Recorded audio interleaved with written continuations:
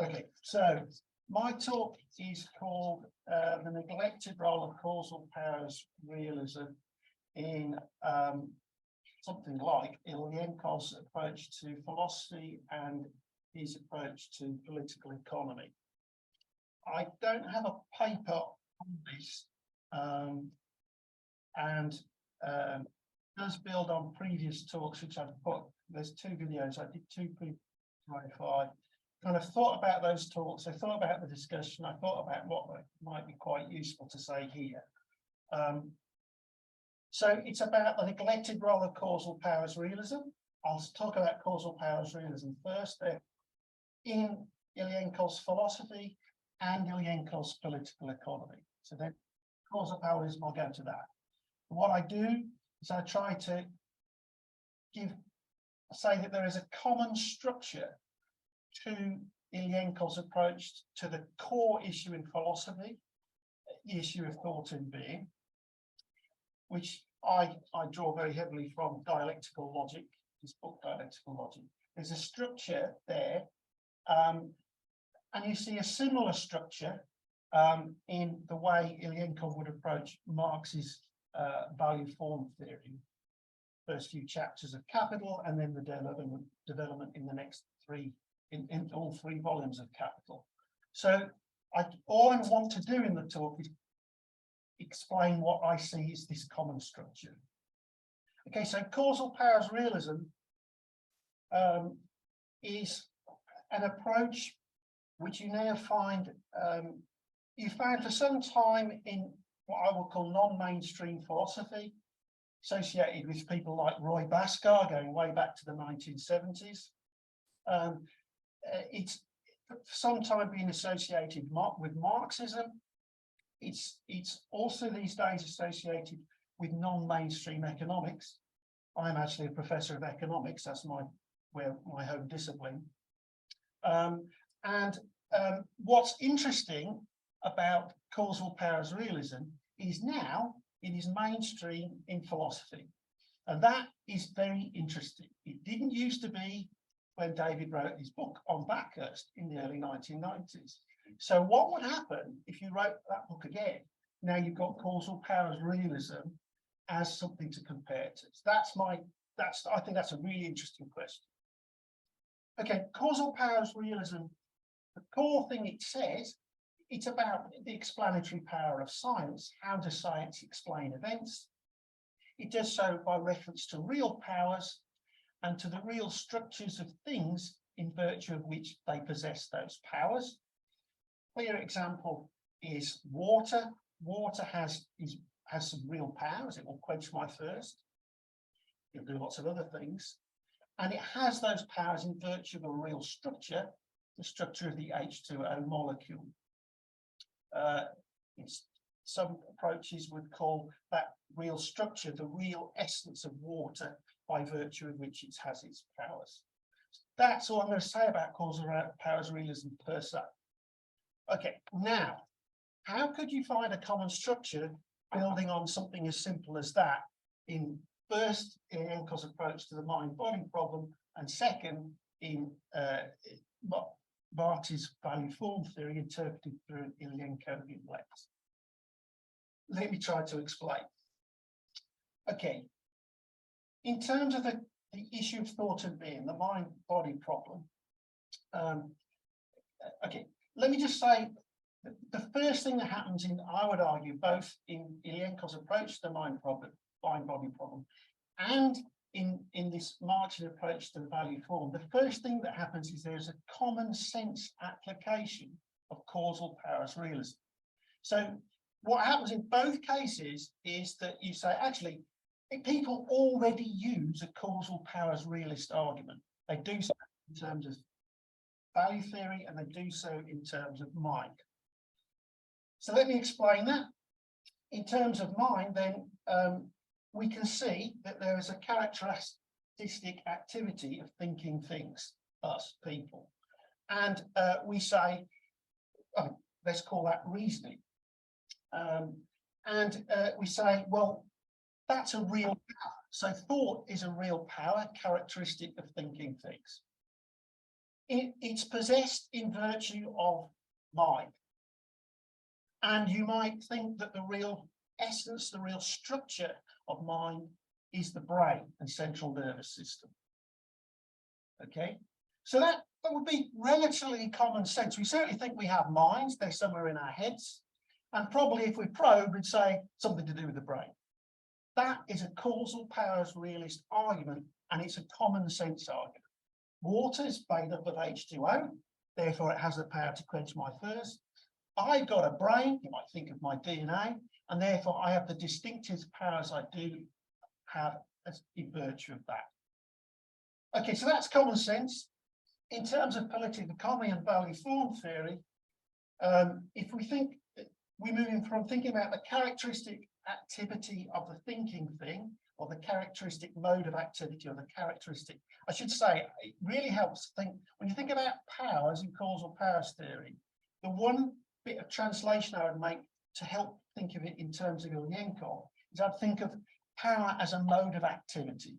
So if we think of the power of water to quench my thirst, we can think that as the mode of activity of water to quench my thirst. It actively does that. I can actively get it to do that for me. We start with the characteristic activity of the thinking thing, the power of thinking, and we say that's in virtue of mind, which might be constituted by the real essence brain. What in political economy do is we start with the characteristic activity of commodity exchange.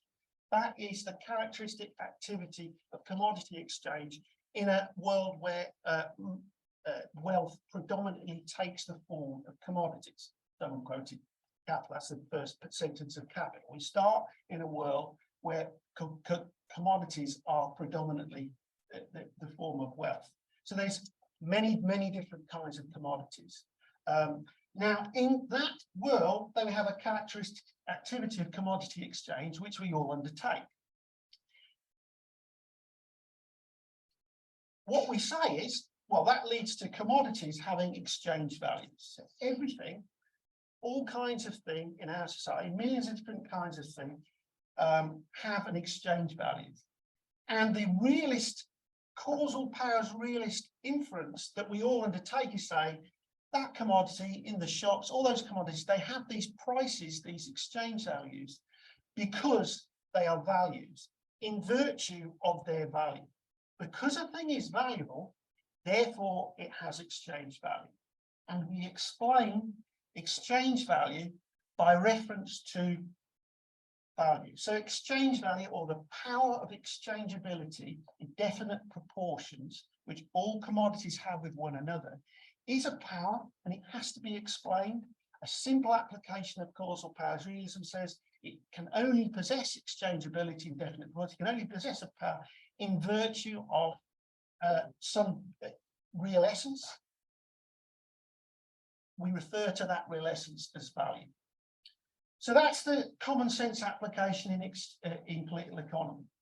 The problem, the next step number two, which happens both in the mind-body problem and in political economy, is you see a flat contradiction in both forms of reasoning. Okay, in terms of the brain, there's many ways of putting this. Ilyenkov refers to, you can even go back to Descartes and say, well, reason is a universal instrument.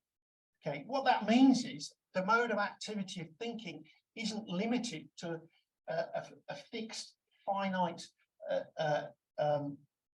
range of activities. The whole point about the thinking thing is it's forever expanding without limit, its mode of activity. That means there can be no fixed real structure in virtue of which thinking occurs. What that means is the causal powers realist common sense argument wrong. And okay, now think about political economy. Same things happen in political economy. The exchange ratio of commodities have no systematic relationship with their material inner structures.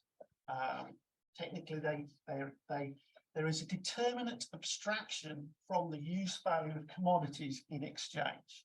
Determinate abstraction is That's important. They have to be use values, and use values are use values in virtue of their physical properties. But there's a determinate abstraction from all the particular determinations that physically constitute those use values. What that means is there's no real essence of value either. There's no physical structure in the commodity in virtue of which it has price, just like there's no physical structure in my head in virtue of which I think. Okay, what's then the next step in these two parallel arguments? Well, the next step is these things are both inexplicable. And I brought in causal powers realism to show you that from the point of view of causal powers realism, the contemporary thing in modern day philosophy, you end up saying, I cannot explain thought, and you end up saying, I cannot explain exchange. Okay, so then what's the solution? So thankfully, Ilyenkov offers a solution in both cases. The solution in the case of philosophy, mind-body problem, is to say, well, okay, there is no finite structure in virtue of which thought occurs. But what we therefore do, following Spinoza, is we think about real infinite nature, the infinite whole. Thought is an attribute of substance, where substance is understood as real infinite nature. It isn't a finite structure. It's infinite. It is measureless, shapeless, because it's infinite. So thought is in virtue of an infinite whole substance. So you bring this difficult philosophical category substance, drawing on Spinoza, in order to explain thought. And then you develop it. I would say dialectical logic is developing, and a core development is you develop from the notions of substance to the notion of labour, from Spinoza to Marx. Okay, in terms of political economy, what happens? In terms of political economy, what you say is that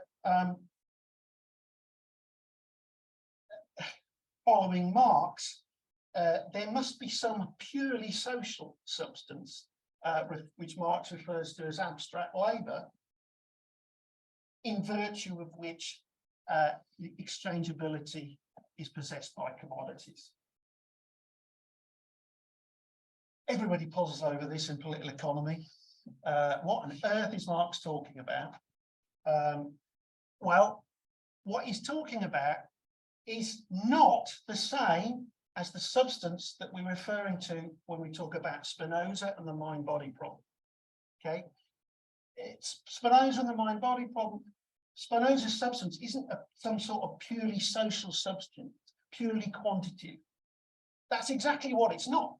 In Spinoza, substance is real infinite nature in all its diversity, but it has a unity to it.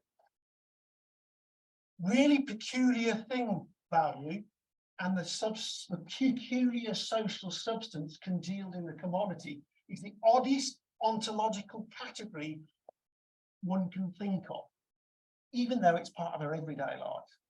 So that's it. That's my explanation of the common structure to the two, political economy and philosophy. Just to extract one useful outcome of my exercise, I think it's really helpful when you realise that if you want to understand Marx on value and what he means by goddamn socially necessary abstract labour congealed in the commodity, blah, blah, blah, he says it so often, no one has a clue what he means. Well, to understand that, you need to understand substance first. You need to understand that Ilyenkovian argument developed through to labour via Marx. Until you can understand the peculiarity of abstract social labour, you need to understand labour first. And to understand labour first, you need to understand substance first. So you can see why all these political economists have been puzzling over value for so long, because there's something really deep and philosophical you need to understand if you're ever going to understand what value is. Okay, I'll leave it there.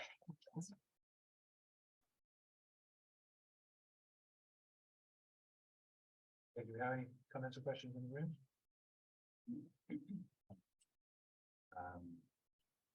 We can start online if that's easier.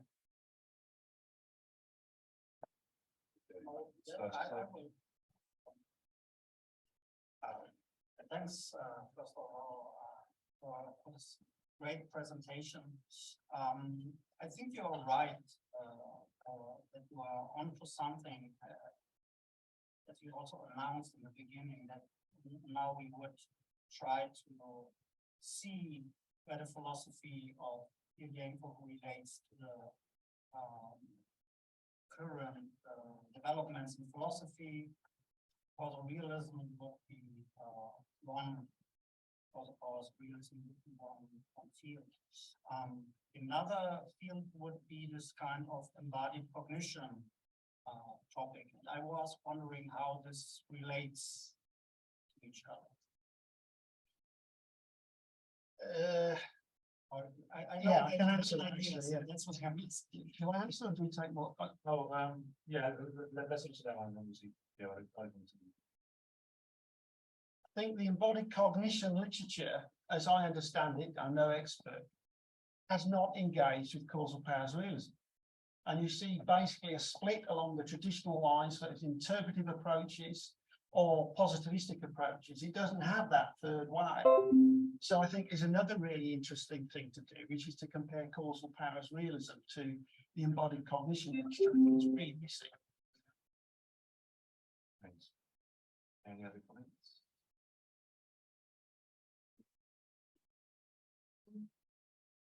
Yeah, thanks for having me. Truly amazing. Just on this question of substance, which was fascinating to hear your contrasting Spinoza substance with the substance you're talking about within capital and social, the universal social. And I thought, you know, explained it in relation to capital itself. I was thinking of it in relation to the social universal of humanity, and how that is also under the aspect of infinity, or the expression, but the infinite possibilities, the infinite causal power, say, of humanity.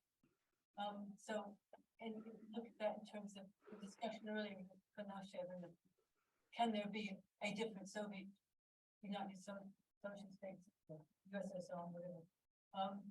Is that a mad idea or wishful thinking, or is there a potential for that in today's crisis? I thought it was amazing to hear a Russian person talking about that, considering what's going on there. Can we think beyond? Can we think like that? Can we have that concept in terms of the global crisis? That there can be this infinite potential of humanity to go beyond where it is now, which is the question of questions, of course. I just thought maybe it's jumping across it. Ellie? River too far. But I just thought, how do you see that? I think that's an excellent question, and it can be answered relatively simply. The reason why the idea that it's not substance per se, but this purely social substance, which becomes this purely abstract labor, that is the developed expression of the notion of alienation under the capitalist system. So capital is a double-edged sword for Marx and for Ilyenkov. On the one hand, you realize the power of, we didn't know before, the power of labor. The category of labor takes on a whole new understanding under capitalism, pre-capitalism. It was simply wasn't clear it had the wealth generating capacities and the universal capacity that it clearly does under capitalism. But under capitalism, it has so in a system which is dominated by the profit motive, which is the simple way of saying a system which is dominated by abstract labor, not concrete labor in its full richness. So you do need to get a system which enables what we were talking about, the real socialism in terms of the fully rounded individual. I thought it was a brilliant talk this morning, and that is that Ilyenkov talking about that. That is what socialism should look like. You can't get that so long as the profit motive is a dominant force in society. The way Marx expresses that, or the technical way of putting it to the most abstract level, is that abstract socially necessary labor is has split off from concrete labour and dominates it. Any? Yeah, just to bring in another aspect of that. If you look at the infinite substance of nature, and you take that alongside an idea of an infinite capacity of labor, in that characterization lies the solution to the ecological and climate crisis. Because unless we can transcend this dominance of abstract labor, we cannot even make a start on developing the answers to the climate crisis. Because and so, I don't know if any of you read stuff by Jason Moore, and he talks about the failure of the concept of anthropogenic climate change, and he says it should be called capitalogenic climate change, because it's drawing the whole of human labor in as the culprit, as it were, whereas in fact it's the labor in the form of the labor for profit that is the culprit. And he talks as well a lot about labor of different forms, women's work, for example, caring work, educating work, healthcare work, all these other aspects of labor, which really don't sit in the abstract labor. They are actually in contradiction to that definition of what is important in humans' labor power.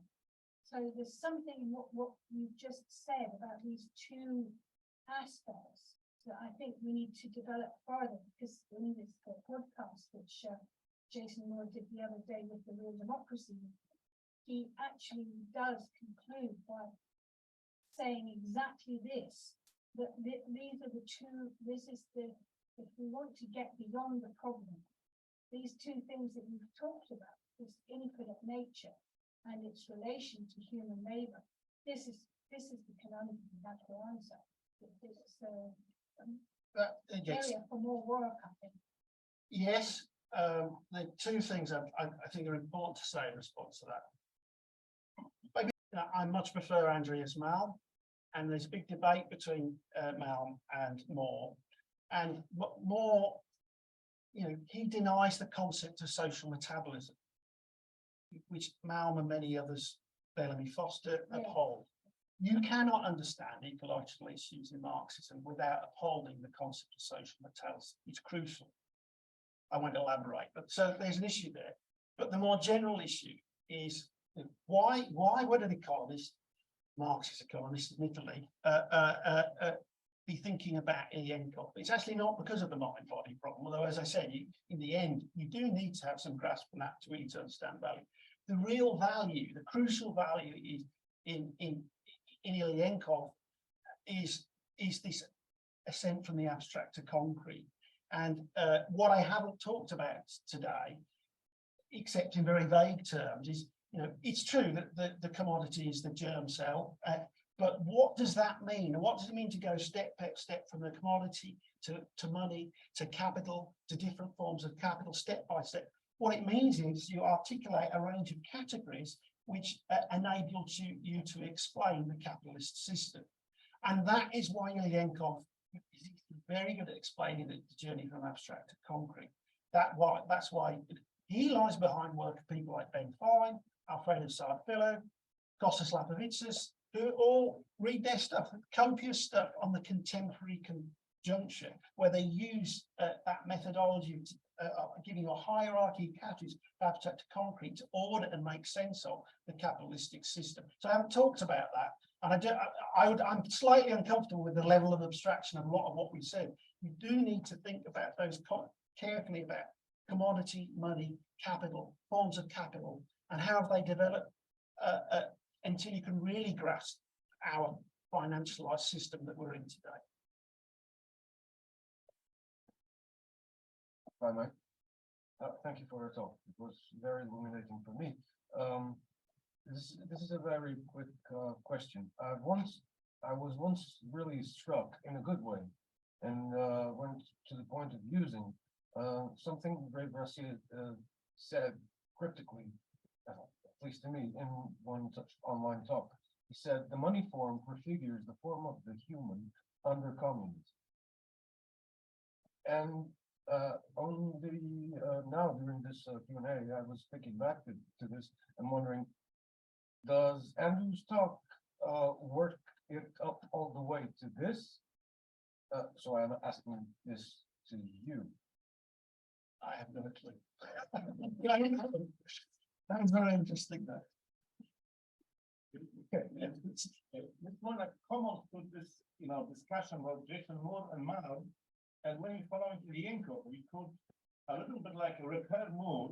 I'm a little bit between those. I'm more in the camp of Jason Moore because I did my PhD about Walensky. Yes. Kind of history there. And when you follow Ilyenkov, yes, we can show that because Moore has a very, let's say, anti-modernist approach, having this, modernity is a Cartesian exploitation of nation. It's Cartesian is a kind of a, way of dealing with everything. And then we are going to Ilyenkov, and then, for example, following this a little different tradition of political enlightenment, like Jacob and Israel, then we can show what is something which Moore is not able to address, that there is possible different, another modernity, which is, holistic and then maybe it's something like a path to discuss, not between Moore and Mao and Foster, but something like which can be diverging from Moore and being holistic, not going in the direction, but it's more like common, yes, There's a nascent dialectics in the ecological economics literature. People like Burkett, Malman's develops a lot, but I think there's a lot more work to be done to bring the full power of being able to develop a hierarchy of categories. That there's still insufficient dialogue between ecological economists and Marxists and heterodox economists. And we need a lot more of that. And when we do that, I'm sure we'll go well beyond what jason moore has to say. We'll have a lot more detail on what it really means. It's not airy-fairy concept. How do you understand the carbon trading? Okay, how do you do that? Well, you need to understand financialization in general. How do you do that? You need to understand capital in general. There's a lot of layers before you can make concrete explanations. Any final comments? Thank you very much. And